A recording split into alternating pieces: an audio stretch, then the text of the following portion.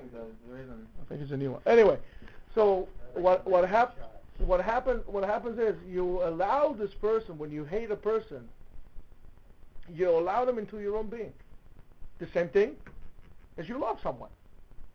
When you love someone, you allow your process and his process merge. When you hate someone, it's the same thing. Different interaction, but you... You know, I wouldn't hate him if I had a way to stop it. If I had a way to... And let me explain to you something. Hold on 1 second. Let's look at martial artists. I think I told you this before. When is a ninja warrior the most, where are the most vulnerable? When they're sleeping. When they show emotion, when they're laughing. And that doesn't mean you have to be emotionless. But hate is an expression of emotions as well. For example, Chas v'Shalom, let's say I hate you, I became vulnerable because now you are inside of me. And you have an effect on me. But you have no effect on me. Therefore I can deal with you on a much better level. Because I'm now operating from emotions. I can think. Hold on, let's think. What's the whole thing about giving up psak halacha? Right? Sometimes you need to say, you need what is so-called Yeshiva das. Hold on 1 second, let me think about it. Take a pose again. Right? Let's light the peace pipe. Let's think a little bit. I don't want to be jumpy. The only time, by the way, in which you're allowed to, it's supposed to be jumpy, is when you have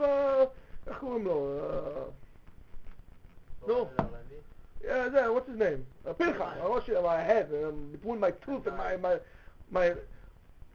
But then again, you can't allow that doesn't happen. Everything. Hold on 1 minute. Let's just think. 1 second. Let me think. Yeshuva das, a settlement of the mind. Hold on 1 second. You have to realize that you can't hate people. I mean, now you can. You could. But what do you achieve with that? Just the opposite of what you want to do. And I'll tell you what, it's not worth it. Why isn't it worth it? It's a wasted energy. When you hate someone, you spend so much energy on hatred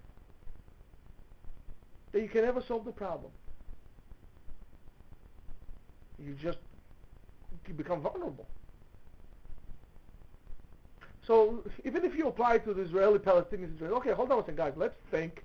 Hold on 1 second, let's think like adults and sit down and see what is the best thing for us. How we can deal with it. We are in a situation, we have to deal with it. Let's not think about what's going to happen for the next 4 years since I'm the Prime Minister. I'm going to think about what's going to happen for the next 40 years. 60 years. Where do I want to be then? How do I deal with it? So you shouldn't hate. Hate is just not conducive. There's no point of hate. So what about the Torah cartel? Again. Meet with Iran. I don't hate them. I feel bad for them. I wish they would make shuvah. I wish to hate someone. What is it to hate? Again, does it get any better than Amalek? Does it get any better than Amalek? The Torah does not command you to hate. Nowhere in the Torah says, you must hate them. So you don't forget them. Don't forget what they did to you.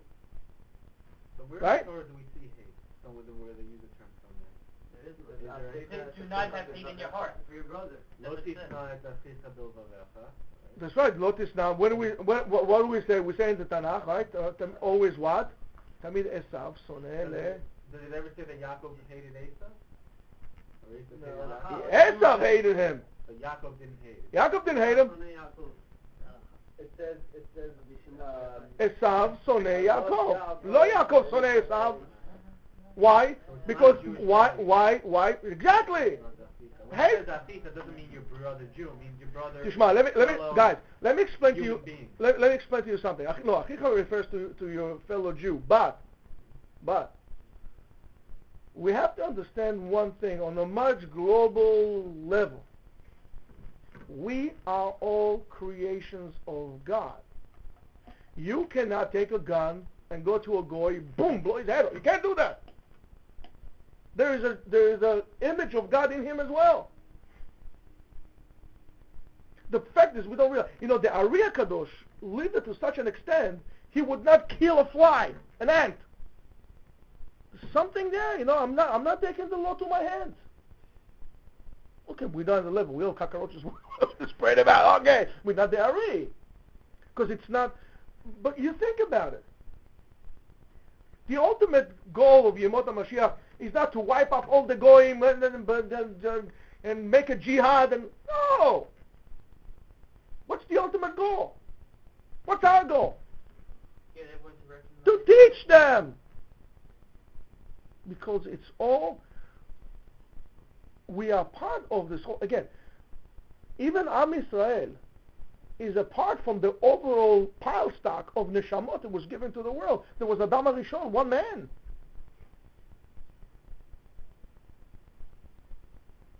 We have to remember this.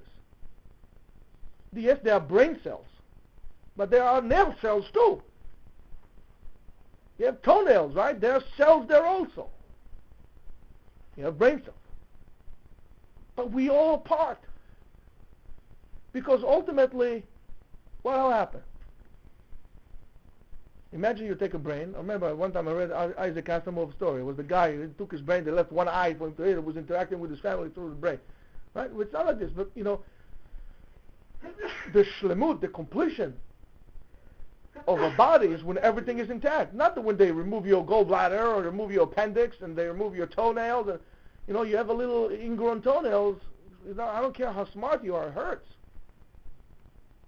In a way, we have to see our duty as, okay, let's say we are the brain. Okay, but it's not about only the brain. I have to make sure, I cannot say, okay, I'm only going to take care of my brain health, but I'm going to, eat bacon and eggs with butter and in the morning, and my cholesterol, my heart is going to get low. As long as my brain is okay. No, everything. You have to take care of your whole entire body. That's our job. It's not easy. Because we have to think.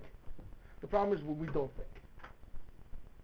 When we used to, instead of, banging nails with your hand and a hammer, you bang it with your head, that hurts.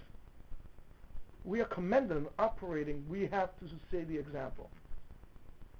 The example has to be us to show now. It is our duty to break the external. It is our duty to show the internal process, overcoming the external process. It's a shame when we get caught up with the external process. When we become the external process. When we judge people the way they look. It doesn't make any difference. I think that's also why HaKadosh Baruch Hu spread us all over the world. Look at this wisdom. All over this world. He sent us to China. There are Jews. There were Jews in China, in America. There are Jews in Australia. There are Jews in Scandinavia. There are white Jews. There are black Jews. There are brown Jews. There are red Jews. They're all over the place. We look at it as a curse. I'm telling you, it's a blessing. If we look at it, why? The Jews. The Ethiopians, the Romanians, the Turkish Jews, the Moroccan Jews, the German Jews, the Polish Jews. Doesn't make any difference. Should not make a difference. They're fat Jews, skinny Jews. They're good-looking Jews. We all Jews. Okay? We have to remember that. How do we use that? Realizing where we need to be, realizing what's our job, and where are our tools.